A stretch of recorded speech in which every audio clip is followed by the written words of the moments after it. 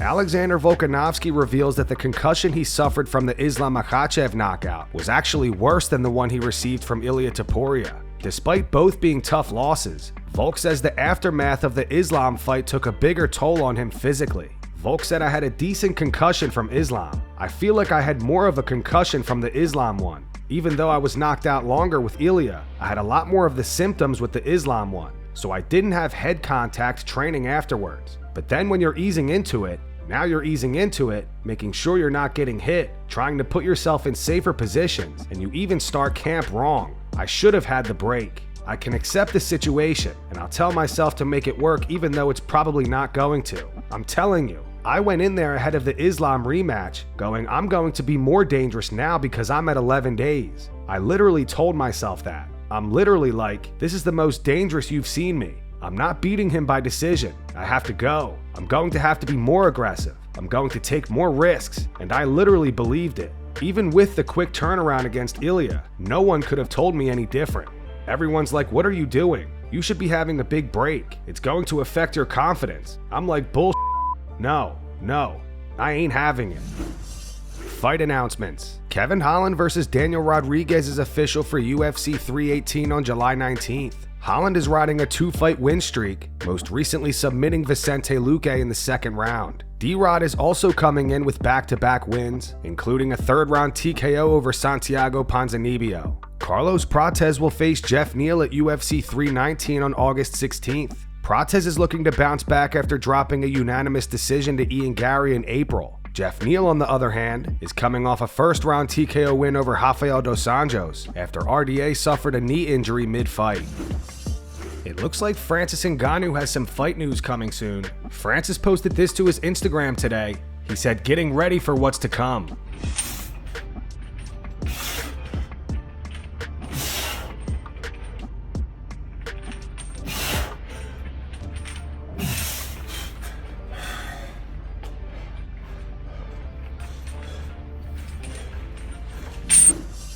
Tim Welch hilariously introduces Sean O'Malley as the only man to defeat Merab twice.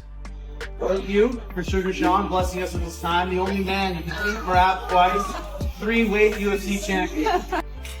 Alright fellas, we are here at kids camp. Tim has a little summer kids camp for the kids. They're doing a little obstacle course right now, and later they're going to do striking. I'm going to teach them what I know. Max Holloway doesn't understand why he's still ranked number 1 in the featherweight division. Max is currently preparing to defend the BMF title against Dustin Poirier at UFC 318. They will be fighting at lightweight, and Max says he has no plans of ever returning to featherweight. Speaking to MMA Junkie, Max said, "I just figured 55 is much funner. I get to eat a bunch more, and I get to do my thing at 55. So at the end of the day, it was a no-brainer to stay there. We had unfinished business at 45, so that's why we went back down. We here now, and I can't wait. There's some fun matchups for us here at 55, so it's even more better for me. The last 2 55 fights, I had business that I wanted to take care of going back down a weight class, so we went hard and we did it the right way. We knew that, hey man, if the weight gotta come off, then the weight gotta come off. I don't know what the UFC you guys are the ones who vote on the rankings, right? I don't know what you guys are thinking keeping me number 1 contender there, because that's kind of ridiculous. I'm not going back down to 45. I'm over it. It's ridiculous. I don't understand. The rankings period, bro. I don't get it. The rankings is just all over the place, man. We'll go back to the Gaethje fight. Gaethje was the number 1 contender when I fought him at 55. He was ranked 5 or 4 at the time. I beat him, and the way I beat him I thought was cool. I felt like things were going my way early in the fight. During the whole fight, I felt like I had control of the fight, and then to finish the fight with that point down, and that moment, I thought that definitely when the rankings come out, I wouldn't come out at number 9. That's just ridiculous. And the guy was at number 5 or 4. At the end of the day, the rankings, they're all over the place. When I seen even with Ilia, soon as he announced he was coming up, they took him directly out of the damn 45 one, and they left me at number 1 contender. So I was like, what the hell is going on? At the end of the day, I don't care. The rankings is cool. The rankings is fun, but how many times do we see where guys who rank at a certain position saying, now I'm getting the title shot? It took me 12 fights to get an interim title fight at 45. I have a history with the champion. I have a history with the man who just fought the champion. First things first is Dustin Poirier, of course. Rankings don't really mean nothing. Anybody can step up at any time UFC come knocking at your door. You just gotta be ready. Michael Bisping gives his take on why Jon Jones decided to announce that he has re-entered the UFC's testing pool just 2 weeks after he announced his retirement. Bisping thinks Jon woke up sober and realized the world was going to move on without him. I think maybe, he went out to Thailand and he's out there and he's partying and he's having a good time, and God bless him, fair enough. Live your life, right? Enjoy the riches of your spoils. But he's out there and people probably telling him, you don't need this. You've made money. You can still make money. You're Jon Jones. You'll always be able to make money. You're a brand name and stuff like that. This is the type of that people tell you. You don't need to fight anymore.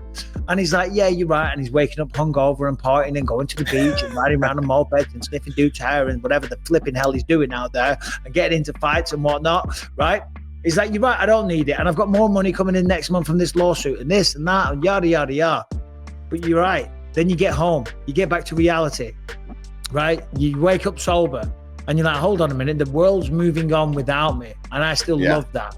And there's a competitor in him. And yeah, he's not bothered by people talking about him because he's a big boy. And, you can't let social media comments dictate how you live your life. But there is a lot of people that are turning and saying that he ducked him. And Jones is a fighter when it's all said and done. You can talk about all the stuff he's done outside of the octagon, but you can't deny the greatness of what he's done inside the cage. That's just a fact. There's been a lot of bad that he's done, but inside the cage, he's been fantastic. And I think maybe it's starting to get at him. And he's like, you know what? Let Tom have the belt. Let him be the undisputed champion. Let's see him fight a couple of times. Let's see how he does with a couple of people. Have a little bit more data to download and strategize and come up with the game plan. And maybe next year, if they do it at the White House, I'm all about it. And hey, you know what? Again, he should have done this a lot sooner. Yeah. But he'll always be able to walk back and reclaim a title shot. He's Jon Jones, for crying out loud. Tim Kennedy admits that he lied about being awarded the Bronze Star with Valor. Tim posted a lengthy statement on X today. He wrote, "I want to take full and unequivocal responsibility for a serious mistake. Over the years, I made public statements and gave interviews in which I unintentionally misstated aspects of my military service. Most notably, I implied directly or indirectly that I had been awarded the Bronze Star with Valor. That is not true, and there is no excuse for it. I never received that honor, and I deeply regret ever suggesting otherwise. That kind of recognition is sacred. It represents extraordinary courage under fire acts that risk or cost lives. To those who truly earned it, and to their families and brothers in arms, I offer my sincere and direct apology. What I said disrespected your service, and I take full ownership of that. I was young when I stepped into the public eye, and while I wasn't prepared for the scrutiny or pressure that came with it, that doesn't absolve me. I should have known better. Integrity is not situational, and I failed to uphold the standards I claim to represent.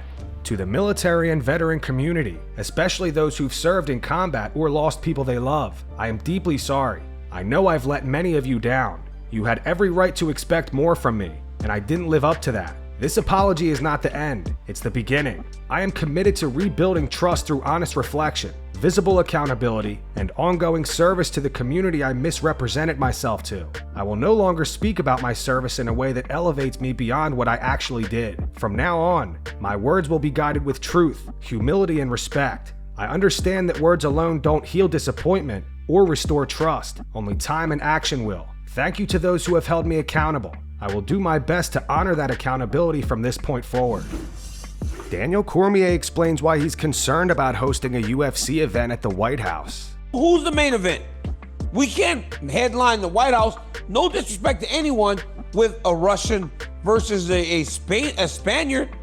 We can't do a Brazilian versus a Georgian. What do? We have to have an American in the main event at the White House. At least I feel that would happen. So does it make it to where if Jones goes, I am able to do it, I want to do it? Or do you say, we headline with someone else? And here's the problem. You put Jon versus Tom. Tom's from England. I mean, yeah, we're celebrating our independence from England on July 4th. We want to put Jon in there to represent us against Tom. What if Tom wins? All of a sudden the English wins? I mean, come on, jail. Joshua Van explains to Ariel Helwani why he still lives with his mother. Van just defeated Brandon Royval at UFC 317 in one of the most exciting fights of the year so far. It's not official just yet. However, he is likely to challenge Alessandro Pantoja for the flyweight title next. Do you live with your mom? I have to. It's gonna be me and my mom. I love that. So is that your choice? Is there a reason why you want to live with her, be so close to her? Yeah, you know what I mean? My dad passed away in 2017, so I'm the only man in the house, so you know what I mean? I gotta take care of my mom. What does she think of all this success that you're having?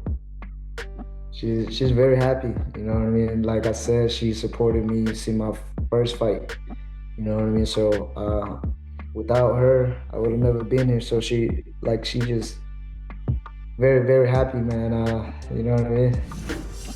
Derrick Lewis likes how he matches up with Tom Aspinall. However, he admits that the only way he could defeat him is by knocking him out.